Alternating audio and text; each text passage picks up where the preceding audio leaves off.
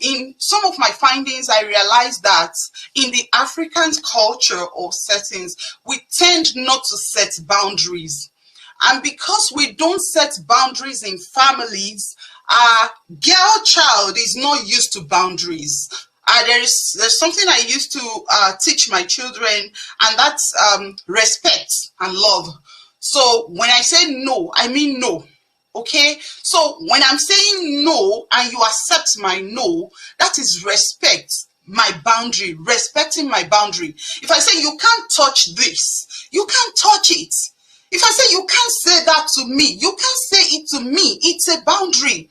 If I say you can't touch my things, you can't touch my things. It's a boundary. So because in so many African homes, we don't set boundaries, our girls does not know that there's a need also for them to set boundaries in relationship.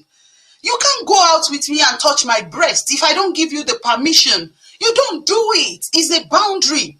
You can't go out with me and hold my hands. It's a boundary. It's a standard that I set.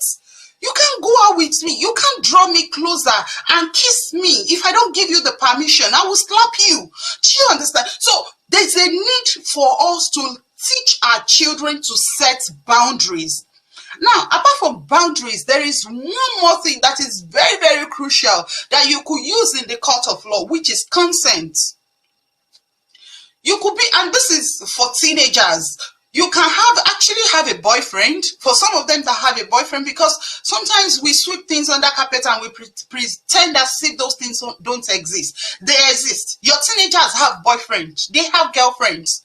But here's the truth. If you've taught your children the right thing, if you've taught them how to set boundaries and they chose sexual purity, then they can go out with someone. And if the person try anything to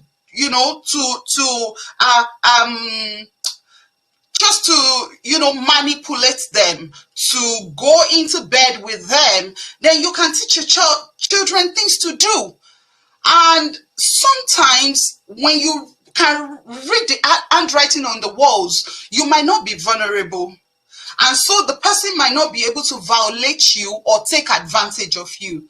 They are able to violate you and take advantage of you in the first place because you don't know boundary. We can't be in the closed room together if I don't want to have anything to do with you. So I'm going to go to your house when your parents are around and we are going to be in the sitting room. We are not going to be in your room. You are going to go out with your children and let your children be around where you can see them. And if they are going to be in the playing room, let the door of that room be open. So I can hear them. I can see what's going on there. I told you guys, it's in one of my videos. Myself and my mom, we went to somewhere and the son of the person that we went to visit was going to rape me. My mom was there. My eldest brother of blessed memory was also there. We went to visit that family. And because my mother trusted them, we went out and the youngest sister of that boy came to call me. And with trust, I followed her. And the next thing I found myself in the room and then she left and the brother came. And the brother was there, she was there. And then we got talking and she excused and she left. And the guy was going to rape me. And I was, because I was not informed, then I was begging. I was sweating. I was supposed to cry out. I was supposed to shout. But I said, no, I was not going to do this. I'm not going to do this. I'm not going to do this. And the struggle was on till my brother sent something and he came to ask of me. And then she opened the door and said, the brother is asking of her. And then I came out. And, my brother sent something. He sent something that day, but he did not say anything. And then I went home. I still couldn't tell my mom. I still couldn't tell my brother. But I went to tell my neighbor. And the neighbor told me he mobilized some boys in the area and said they should follow me the following day to go and beat the boy up. You can see that. You can see that things are going on under the sun, but you need to expose your children to the right thing. That day, it's a very simple thing. I was supposed to slap him, scream, and then My mom will come out and, everybody will see what was going on. So we need to teach our children to set boundaries and understand boundaries and understand that people cannot afford to violate your boundaries. And then consent, very, very important. You can follow the person to somewhere, but they can't touch you without you giving them permission. In fact, when you have removed your clothes and you say, no, you are no longer doing, they don't have the right to touch you. They don't have the right to violate you.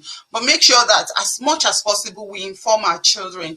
We tell them the benefits of, keeping themselves pure, keeping themselves from, sex as much as we can.